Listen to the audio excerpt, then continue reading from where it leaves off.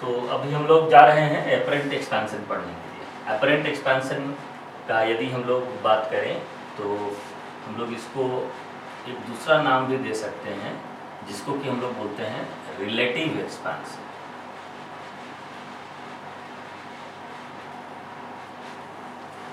एक कंपैरिजन के हिसाब से, और कंपैरिजन किसका किसका करेंगे हम लोग, तो जो लिक्विड है जिसको हीट कर रहे हैं और जिस कंटेनर में है वो दोनों का वॉल्यूम जो होगा उसको हम लोग आपस में कंपैरिजन करेंगे। इसमें आपको एक तरह से बोलिएगा, एपरेंट का मीनिंग हम लोग पहले भी पढ़े हैं, इसका मीनिंग है आभासी, मतलब जो लगता है कि ऐसा एक्सपेंशन हुआ, जो आपको दिखता है लेकिन एक्चुअली में वैसा एक्सपेंशन नहीं हुआ। यदि आप रियल एक्सपेंशन पढ़िएगा तो रियल एक्सपेंशन तो दोनों का बिल्कुल उसके कोफिशिएंट के हिसाब से होगा। जैसे मान लीजिए आपने लिया है एल, आप बोल रहे हैं कि लिक्विड है और कंटेनर को आप सी से लिख रहे हैं, ये कंटेनर है और एक लिक्विड है। अब देखिए एक्सपेंशन कैसे होता है। मान लीजिए आप कंटेनर का जो वॉल्यूम लिख रहे हैं, सपोज कीजिए आप लिख रहे हैं कि डेल वी सी है, मतलब change in volume of the container. तो change in volume of the container कितना आने वाला है, तो ये आएगा, सपोज कीजिए इनिशियल वॉल्यूम जो है ये वी नॉट हम लोग ले लेते हैं, तो हम लोग लिख देंगे कि ये हो जाएगा V naught into volume expansion coefficient gamma into में चेंज इन टेम्परेचर कितना हो जाएगा, तो delta T. Del V C का मतलब हो गया change in volume of the container. हम यहीं तक का वॉल्यूम को ले रहे हैं, ऊपर वाले पार्ट को हम छोड़ दे रहे हैं। तो del V C equals to हो गया V naught into gamma coefficient of volume expansion and change in temperature. अब यदि लिक्विड पे आते हैं तो लिक्विड का भी उतना ही वॉल्यूम को हम कंसीडर कर रहे हैं, दोनों का एक साथ उतना ही वॉल्यूम शुरुआत में था, तो हम लोग इसको लिख रहे हैं आप लोग कि ये है आपका del V L change in volume of the liquid. तो बोला कि ये कितना हो जाएगा, तो ये हो जाएगा वी नॉट, ये गामा जो है गामा सी लिख देते हैं। गामा सी का मतलब हो गया coefficient of expansion of the container और इसके बाद हो गया coefficient of expansion of the liquid L into delta. देखिए दोनों अलग अलग जो है एक्सपैंड करेगा। दोनों अलग अलग एक्सपैंड करने का मतलब है एक ज़्यादा एक्सपैंड कर रहा है, कम कर रहा है, दोनों सेम नहीं है। हाँ, यदि दोनों का बिल्कुल सेम हो जाता है तब उस केस को भी हम लोग स्टडी करेंगे। अब आपको निकालना है कि रिलेटिव एक्सपेंशन कितना हुआ, इसका मतलब del V L minus del V C, मतलब लिक्विड जितना एक्सपैंड किया और माइनस में आप निकाल रहे हैं डेल वी सी, मतलब कंटेनर कितना एक्सपैंड किया, तो ये एपरेंट हो गया। इसी को आप बोल सकते हैं कि ये डेल्टा भी एपरेंट है, डेल्टा भी एपरेंट। अब देखिए डेल्टा भी एपरेंट जब निकल के आएगा तो दोनों को माइनस करना पड़ेगा, तो माइनस करेंगे तो ये हो जाएगा V naught into gamma C minus into delta T minus V naught gamma, sorry पहले एल है तो एल लिख लेंगे, यहाँ सी लिखेंगे इंटू डेल्टा टी। तो देखिए कॉमन क्या चीज़ आ जाएगा, तो ये हो गया V naught gamma L minus gamma C into delta, तो ये डेल भी एपरेंट हुआ। अब देखिए डेल भी एपरेंट को आप स्टडी कर सकते हैं बहुत तरीके से। इसी चीज़ को हम लोग बोलते हैं गामा आर। गामा आर का मतलब रिलेटिव कोफिशिएंट ऑफ एक्सपेंशन या एपरेंट कोफिशिएंट ऑफ एक्सपेंशन। तो apparent coefficient of expansion gamma R का वैल्यू क्या चीज़ है, तो हम लोग बोलते हैं gamma L minus gamma C. मतलब लिक्विड का एक्सपेंशन सॉरी लिक्विड का कोफिशिएंट ऑफ एक्सपेंशन कितना है और कंटेनर का कितना है, दोनों को यदि चेंज को निकालते हैं तो ये गामा आ जाएगा। अब यहीं से आप समझ सकते हैं, सपोज कीजिए केस 1 आप लेते हैं। केस 1 में ये हो गया कि gamma L is greater than gamma C. Liquid का एक्सपेंशन ज्यादा हो रहा है in comparison to the container, तो ये लिक्विड क्या होगा कि यहाँ पर यदि मान लीजिए पहले से इस तरह का कंटेनर में सिचुएशन था, यदि इस कंटेनर का सिचुएशन पहले से ऐसा था कि यहीं तक था लिक्विड, तो देखिए क्या होगा कि यदि gamma L greater than gamma C है तो लिक्विड थोड़ा सा ऊपर की तरफ जाते हुए दिखाई देगा, लगेगा कि लिक्विड बढ़ गया, ठीक है। कंटेनर के अंदर लिक्विड का लेवल बढ़ जाएगा, gamma L greater than gamma C है, इसका मतलब हो जाएगा कि गामा आर बराबर gamma L minus gamma C which is greater than 0। Positive हो गया तो हमको एक्सपेंशन लिक्विड का जो दिखाई देगा वो पॉजिटिव दिखाई देगा, लगेगा कि हमने गर्म किया तो लिक्विड बढ़ गया। लिक्विड का एपरेंट एक्सपेंशन किसके रेस्पेक्ट में देख रहे हैं अभी, कंटेनर के रेस्पेक्ट में। और यदि उल्टा हो गया, यदि गामा एल का वैल्यू लेस देन गामा सी हुआ, मतलब कंटेनर ज्यादा बढ़ रहा है और लिक्विड कम बढ़ रहा है, दोनों बढ़ रहा है, तो क्या होगा कि ये लेवल थोड़ा सा नीचे फॉल कर जाएगा। ये ऊपर फॉल करने का कंडीशन क्या है, तो gamma relative greater than 0, gamma R ये लेस देन 0 हो जाएगा। और यदि मान लीजिए तीसरा केस हो जाएगा, ये केस 2 हो गया, केस 3 में लेते हैं कि यदि gamma L minus gamma C equals to 0 हो जाए, मतलब कि दोनों इक्वल हो, तब क्या होने वाला है, तो हम लोग बोलेंगे कोई रिलेटिव एक्सपेंशन नहीं दिखाई देगा, जितना कंटेनर बढ़ रहा है उतना ही लिक्विड बढ़ रहा है, मतलब लेवल बिल्कुल मेंटेन हो जाएगा, मतलब एपरेंट एक्सपेंशन 0 हो गया, क्योंकि कंटेनर भी बढ़ा, लिक्विड भी उसमें उतना ही बढ़ा जो वॉल्यूम कंटेनर का बढ़ रहा है, दोनों एडजस्ट कर गया। तो यदि यहाँ पर मान लीजिए मार्क लगा हुआ है 5 लीटर, सपोज कीजिए एग्जांपल ले रहे हैं कि 5 लीटर का कंटेनर है यहाँ तक का, तो 5 लीटर यदि बना हुआ है कंटेनर में तो इसका मतलब वो 5 लीटर ही हमेशा दिखाई देगा, नो एक्सपेंशन है। लेकिन गर्म किया तो एक्सपेंशन तो हुआ, लेकिन कंटेनर के रेस्पेक्ट में नहीं हुआ, तो हम लोग बोल रहे हैं कि भाई अब ये एक्सपेंशन नहीं हुआ है। तो रिलेटिव एक्सपेंशन का आप लोग मीनिंग समझ गए। रिलेटिव एक्सपेंशन कंटेनर के अंदर लिक्विड को हम लोग जब कंपेयर करते हैं तब निकालते हैं, और इसका जो कोफिशिएंट है जो गामा आर लिख रहे हैं ये इंपॉर्टेंट चीज है, गामा एल माइनस गामा सी। रिलेटिव वेलोसिटी भी आप लोग पढ़े हुए हैं, रिलेटिव वेलोसिटी में आपको याद होगा कि velocity of A with respect to B निकालने के लिए आप करते थे velocity of A minus velocity of B. उसी तरह से ये गामा आर का मतलब है गामा एल सी, मतलब coefficient of expansion of the liquid with respect to container.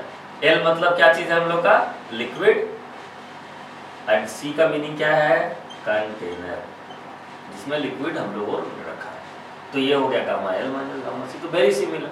तो ये कंपटीशन के अंदर आपको ये भी टॉपिक आता है कि भाई यदि हम लोग जैसे सपोज कीजिए यदि कॉपर का एक्सपेंशन हम लोग ले लेते हैं, सपोज कीजिए गामा वाटर H2O, इसका वैल्यू है 6 × 10⁻⁻⁴ सपोज कीजिए, और गामा कॉपर जिसके अंदर कॉपर के अंदर कंटेनर को रखा हुआ है Cu लिख रहा है, यदि इसका वैल्यू आ जाता है सपोज कीजिए ये है 3 × 10⁻⁻⁴, तो कॉपर का देखिए एक्सपेंशन कम हो रहा है, लिक्विड का ज़्यादा हो रहा है, तो ये पहला वाला केस होगा। यदि गर्म करेंगे तो लिक्विड अपना 5 लीटर का जो मार्क होगा उससे ऊपर की तरफ जाते हुए दिखाई देगा।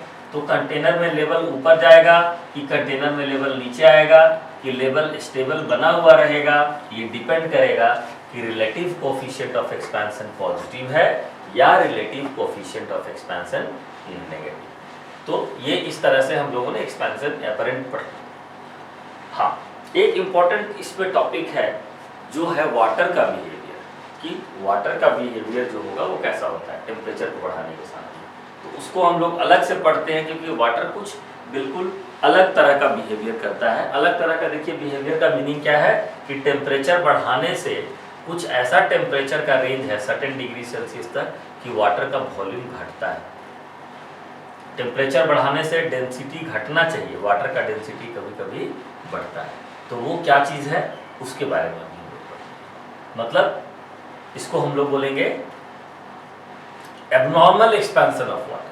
ठीक है, एक्सपेंशन ऑफ वाटर बिल्कुल एबनॉर्मल है, अलग रूल से चलता है वो, तो उसको हम लोग अलग से भी पढ़ेंगे।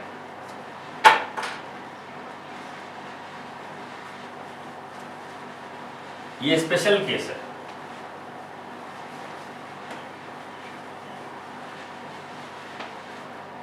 हम लोग इसका नाम देते हैं एनामोलस एक्सपेंशन या एबनॉर्मल एक्सपेंशन।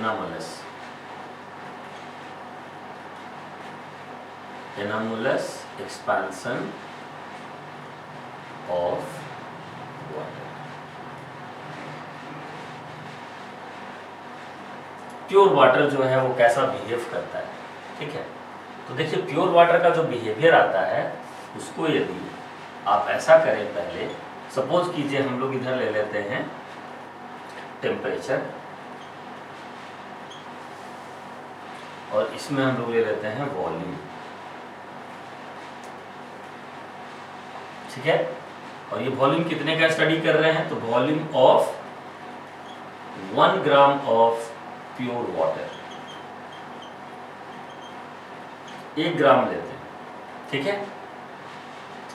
तो जब आप वॉल्यूम को बढ़ाते हैं, सॉरी टेम्परेचर को जब बढ़ाते हैं, तो देखिए क्या होता है कि वॉल्यूम जो होगा, सपोज कीजिए 0 डिग्री सेल्सियस पे है 0 डिग्री सेल्सियस पे जो वॉल्यूम है, 0 डिग्री सेल्सियस का मतलब आइस होता है, इसके बाद वो मेल्ट करेगा, ठीक है। तो मेल्ट करेगा जब ना, तो उसका वॉल्यूम जो होगा धीरे धीरे धीरे धीरे घटने शुरू हो जाता है। वाटर जैसे जैसे टेम्परेचर बढ़ाएंगे वॉल्यूम घटेगा, मतलब ये बेसिकली कुछ इस तरह का ऐसे बिहेवियर दिखाएगा यहाँ से। और जब एक टेम्परेचर आता है, जो टेम्परेचर है 4 डिग्री सेल्सियस, तो सबसे कम वॉल्यूम हो जाएगा, और इसके बाद यदि टेम्परेचर बढ़ाएंगे तो फिर से वॉल्यूम अब बढ़ेगा। तो ये नॉर्मल टाइप का लगेगा बिहेवियर, लेकिन शुरू में देखिए वॉल्यूम घटता है, इसके बाद वॉल्यूम बढ़ता है। जैसे टेम्परेचर आप ले रहे हैं 1 degree Celsius, 2 degree Celsius, 3 degree Celsius, 1 degree Celsius, 2 degree Celsius, 3 degree Celsius, 4 degree Celsius, 5 degree Celsius, 6 degree Celsius. ये जो वॉल्यूम होता है वाटर का, यदि आप इसको ध्यान से उसमें स्टडी करें, तो सबसे कम वॉल्यूम जो होता है वो यहाँ पे आता है, और ये होता है 1.000 सेंटीमीटर। इसको आप 1 cc कहते हैं या 1 मिलीलीटर कहते हैं, ये वही वाला वॉल्यूम है। इसीलिए आप कोई भी जब वाटर का डेंसिटी का बात करेंगे, कंपैरिजन का, रिलेटिव डेंसिटी का बात करेंगे यदि, तो उस कंडीशन में सबसे पहले एक बोला जाएगा कि ये डेंसिटी ऑफ वाटर लेना है, लेकिन कितने टेम्परेचर पे लेना है, तो 4 डिग्री सेल्सियस पे। यदि इसके पहले देखें तो देखिए वॉल्यूम भी थोड़ा थोड़ा बढ़ेगा, मतलब 4 के पहले भी वॉल्यूम बढ़ता है, 4 के बाद भी बढ़ता है। जैसे 0 से 1 2 3 4 कर रहे हैं, टेम्परेचर बढ़ रहा है, लेकिन पता लगा वॉल्यूम घट रहा है धीरे धीरे, 4 के बाद फिर से बढ़ने शुरू हो गया। तो क्या करना है हम लोग को इसमें ये देखना है कि मिनिमम कहाँ पे है, और चूंकि ये मिनिमम वाला जो है वॉल्यूम इज मिनिमम है, इसमें बोलेंगे v का वैल्यू मिनिमम हो गया। तो अब आप यदि निकालेंगे डेंसिटी के बारे में, तो जब वॉल्यूम जो होता है, डेंसिटी से रिलेशन है रो इक्वल्स टू m/v, तो वॉल्यूम मिनिमम तो डेंसिटी उल्टा हो जाएगा।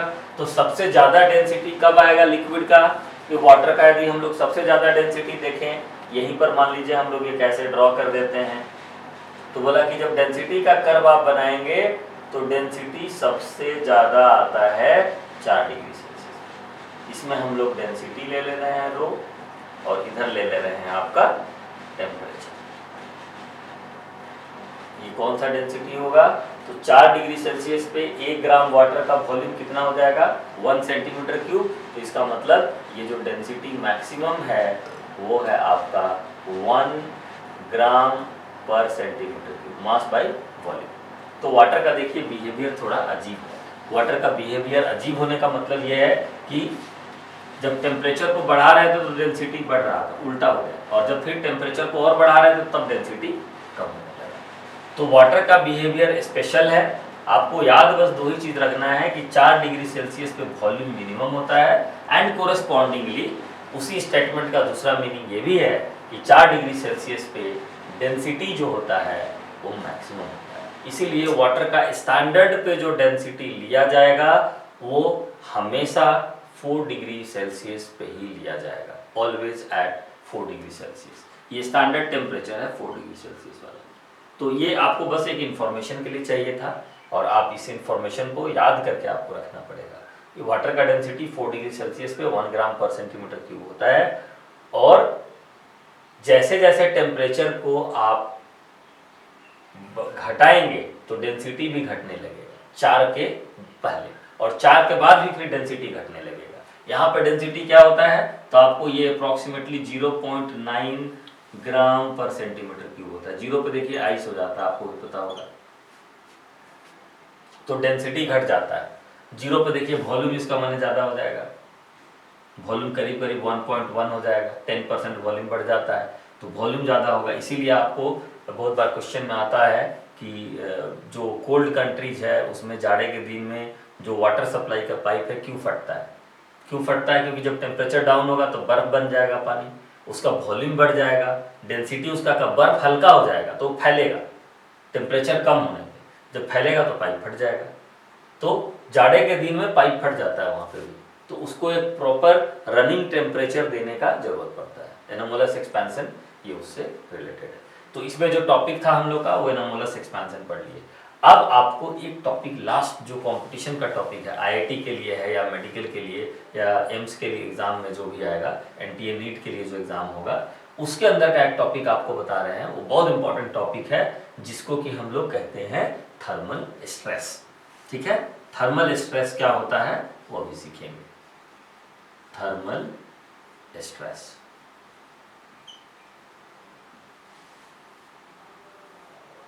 देखिए, थर्मल स्ट्रेस रिलेटेड है। स्ट्रेस दो तरह से आप जनरेट कर सकते थे। एक तो कि उसका लेंथ को आप खींच के बढ़ा दें, टेम्परेचर को ना बढ़ाएं, और दूसरा ये है कि आप उसका टेम्परेचर को बढ़ा दें लेकिन लेंथ को ना बढ़ने दें। जैसे एग्जांपल के लिए यदि आप एक रिजिड वॉल को लेते हैं, जैसे मान लो हम लोग ऐसे एक, ठीक है, ये सपोज कीजिए आप एक रॉड ले लिए, ये टेम्परेचर T पर है और इसका लेंथ L है, ठीक है, और ये रिलैक्स्ड लेंथ है, अभी इसमें कोई स्ट्रेस नहीं है, मतलब जितना लंबाई है उतने ही दूर पे इसका दीवार फिक्स किया हुआ है, दोनों तरफ से उसमें फिट है ये बिल्कुल। अब क्या करते हैं कि अब हम लोग इसका टेम्परेचर बढ़ाते हैं, ठीक है, टेम्परेचर बढ़ाते हैं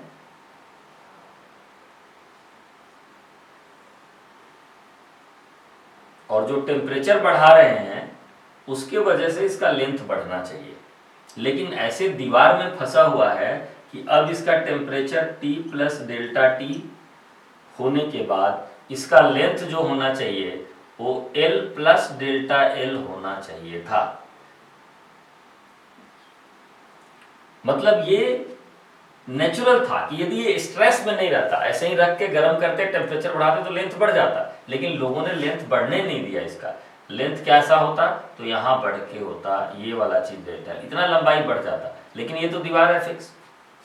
जब ये फिक्स दीवार है तो इसका मतलब ये हुआ कि दीवार इसको प्रेस करके रखेगा और ये भी दीवार पे फोर्स लगाएगा, मतलब ये जो वॉल है इस पे फोर्स एक F लगेगा क्योंकि इसको एक्सपैंड नहीं करने दे रहा है। तो एक्सपैंड नहीं करने दे रहा है तो फोर्स सपोज कीजिए F है। मान लेते हैं कि A जो है इसको हम लोग बोल रहे हैं ये है क्रॉस सेक्शन एरिया, ठीक है, जो रॉड है कुछ इस तरह का जो रॉड हमने लिया हुआ है, इस रॉड का इधर का जो एरिया है वो A है, ठीक है। आपको यदि रेडियस पता है तो A का वैल्यू आप यूजुअली निकाल सकते हो, पाई आर स्क्वायर लिख सकते हो कि भाई रेडियस इस तरह से R है तो पाई आर स्क्वायर इतना इसका ये हो जाएगा, एरिया हो जाएगा। मान लेते हैं कि L इसका जो ओरिजिनल लेंथ है, L क्या है, original length, original length. Delta L जो है वो चेंज इन लेंथ है जो कि हो नहीं पाया, उसको फोर्स कर दिया गया, मतलब एक तरह से ये वॉल रॉड को दबाया, उसका लेंथ को चेंज किया, मैंने एक्चुअली में लेंथ इतना होता लेकिन ये डेल्टा L है, तो डेल्टा L जो होगा आपका चेंज इन लेंथ है, चेंज इन लेंथ। ये हुआ नहीं है, इफेक्ट में नहीं है, ये कंप्रेस करके, अब देखो क्या हो गया कि ये गर्म करने के चलते बढ़ा लेकिन वॉल ने इसको प्रेस कर दिया, फोर्स लग गया इसके ऊपर, तो ये लेंथ बढ़ नहीं पाया। तो ये एक तरह से फोर्स की वजह से स्ट्रेस जनरेट हुआ, लेकिन इसका रीजन असली क्या है तो लेंथ इसका बढ़ना, जो कि टेम्परेचर की वजह से हुआ है, ठीक है। तो आप इसमें हम लोग इलास्टिसिटी का जब चैप्टर पढ़ रहे थे तो उसमें दो तीन चीजें हमने पढ़ी थी, उसमें एक ये भी इंपॉर्टेंट था, स्ट्रेन आपको पता होगा, ठीक है। तो स्ट्रेन जो था, स्ट्रेन का वैल्यू होता था हम लोग का डेल्टा L बाई L, ठीक है, change in length divided by हम लोग लिखते थे ओरिजिनल लेंथ, ठीक है। और ये स्ट्रेस लिखते थे जब हम लोग, तो स्ट्रेस का मतलब होता था force divided by area A, ठीक है। और हम लोग जानते हैं स्ट्रेस बाय स्ट्रेन जो था इसको हम लोग यंग्स मॉडुलस बोलते थे। सपोज कीजिए y equals to Young's modulus, Young's modulus of material. Material मतलब जो भी है, जैसे स्टील का रॉड है तो स्टील का हम लोग लगे, वो 10 टू द पावर 8 के ऑर्डर में होता है। तो देखिए यंग्स मॉडुलस इक्वल्स टू आप क्या लिखते थे बेटा, स्ट्रेस डिवाइडेड बाय स्ट्रेन, ठीक है। तो स्ट्रेस डिवाइडेड बाय स्ट्रेन जब आप निकाल रहे हैं तो आप basically delta L by L निकाल रहे हैं, सॉरी ऊपर फोर्स बाय एरिया और नीचे हो जाएगा आपका strain delta L by L, sorry. तो स्ट्रेन और स्ट्रेस का ये रिलेशन हो गया। अब क्या है कि यदि आप डेल्टा एल बाई एल और मल्टीप्लाइड बाय यंग्स मॉडुलस करते हैं तो ये वैल्यू आता है एफ डिवाइडेड बाय ए। तो आप ये क्या निकाल रहे हैं इधर, थर्मल स्ट्रेस। एफ बाई ए क्या चीज है, थर्मल स्ट्रेस। थर्मल स्ट्रेस का मतलब ऐसा स्ट्रेस जो जनरेट हुआ टेम्परेचर में चेंज की वजह से। और डेल्टा एल बाई एल के लिए तो बहुत फॉर्मूला सिंपल है कि डेल्टा एल बाई एल जो थर्मल एक्सपेंशन में कहा जाता है वो डेल्टा एल बाई एल कितने के बराबर होता है हम लोग का, तो हम लोग बोलते हैं कि भाई ये तो है alpha multiplied by delta T, change in temperature. उसका वैल्यू को आप यहाँ डाल दें तो ये हो जाएगा अल्फा, यहाँ पर हो जाएगा डेल्टा टी और यहाँ हो जाएगा ये यंग्स मॉडुलस वाई। तो थर्मल स्ट्रेस का वैल्यू इससे आप निकाल सकते हैं equals to F divided by A. और यदि आपको केवल एफ का वैल्यू निकालना है कि ये रॉड कितना फोर्स लगाएगा due to stopped expansion, expansion नहीं होने दिया गया इसलिए ये दीवार पे कितना फोर्स लगाएगा या दीवार इस पे कितना फोर्स लगाएगा, तो एफ का वैल्यू में ए को मल्टीप्लाई कर दीजिए। तो आप लिखेंगे A multiplied by alpha multiplied by Young's modulus multiplied by change in temperature. तो देखिए फाइनल फॉर्मूला हम लोग फोर्स को निकाले हैं तो ऐसे लिखेंगे, ये थर्मल स्ट्रेस एफ बाई ए कहलाता है। तो ये कंपटीशन का टॉपिक हो गया कि हमने जो है रॉड को हीट तो किया, इसको बढ़ने देना चाहिए था यदि कोई फोर्स नहीं लगता, लेकिन चूंकि बढ़ने नहीं दिया गया इसलिए रॉड इस पे फोर्स ऐसे लगाएगा और उस फोर्स का वैल्यू कितने के बराबर आएगा, तो ए अल्फा गामा डेल्टा टी। ये जो फॉर्मूला है इसके बेसिस पे हम ये निकाल सकते हैं कि फोर्स जो होगा वो कितना लगेगा। ये रॉड दीवार पे इतना फोर्स लगा रहा है एंड ऑब्वियसली यदि ये इक्विलिब्रियम पे है, एक्सपैंड नहीं होने दे रहा है, इसका मतलब है कि ये वॉल भी रॉड पे उतना ही फोर्स लगा रहा होगा। न्यूटन थर्ड लॉ ऐसे भी हम लोग बोल सकते हैं, इक्विलिब्रियम कंडीशंस अचीव हो जाएगा। तो थर्मल स्ट्रेस कैसे निकालते हैं समझ गए। तो थर्मल स्ट्रेस हमने पढ़ लिया, रिलेटिव एक्सपेंशन पढ़ लिया, जो ट्रू एक्सपेंशन था वो भी हम लोगों ने पढ़ लिया। तो ये पूरा का पूरा जो टॉपिक है हम लोग का थर्मल एक्सपेंशन का वो इस तरह से खत्म हो गया। हम लोग जो है इसके ऊपर आपको असाइनमेंट अपलोड करेंगे, आपको मेल के ऊपर में, आपको गूगल ड्राइव के ऊपर में, यूट्यूब के ऊपर में उसका स्नैप लेके आपको होमवर्क हम देंगे, आप इसको घर में कीजिएगा बिल्कुल। एक क्लास हम लोग और करेंगे जिसमें कि हम लोग न्यूमेरिकल करने वाले हैं, ठीक है।